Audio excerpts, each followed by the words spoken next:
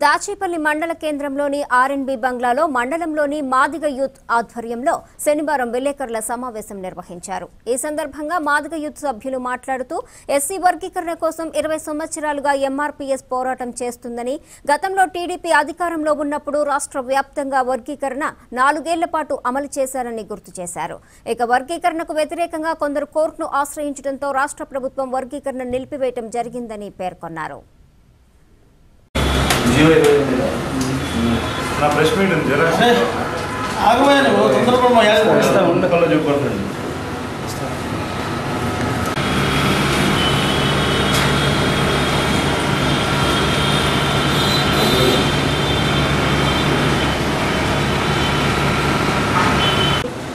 రావేల కిషోర్ బాబు గారేనని వారి యొక్క అడుగుజాడలలో మేమందరం కూడా కలిసి నడుస్తామని మాదిగలందరి తరపున మేము ఇక్కడ హర్షధ్వానాలతో సమావేశమైనందుకు అభినందనలు తెలియజేస్తూ ఉన్నాము.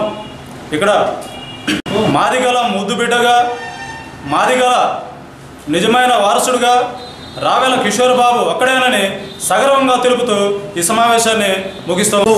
ఎంతో పోరాటం చేసిన సందర్భంగా హైకోర్టు, సుప్రీంకోర్టులలో ఆ జియో వీగిపోయిన తర్వాత పార్లమెంటు చట్టం చేయాల్సిన పరిస్థితి వచ్చింది.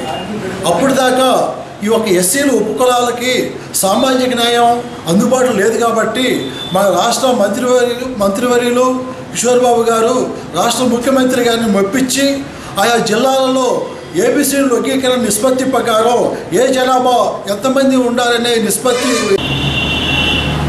అంబేద్కర్ రాసిన రాజ్యాంగ ఫలాలు ఏదైతే ఉన్నాయో ఆ ఫలాలు 23 జిల్లాల్లో గతంలోనే మనం 4 సంవత్సరాలు అనుభవించిన అనుభవం మాదిగ జాతి మొత్తానికి యావత్ భారతానికి కూడా తెలుసు.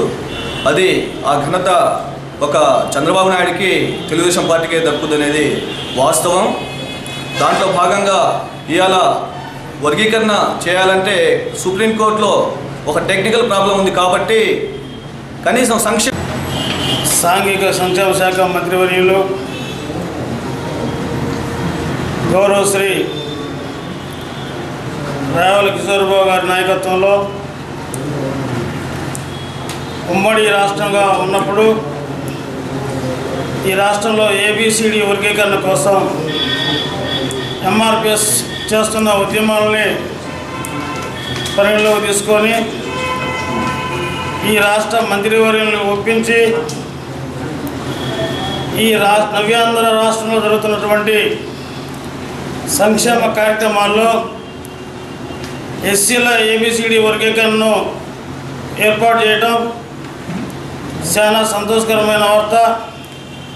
అదేవిధంగా భవిష్యత్తులో కూడా ఈ యొక్క ఏబిసిడి వర్గీకరణ అనే దాన్ని ఉద్యోగాల్లో సంబంధించిన విషయం కాదు. ఏబిసిడి వర్గీకరణ అంటే దాదాపు 36 కులాలు దీంట్లో ఇమిడి ఉన్నాయి.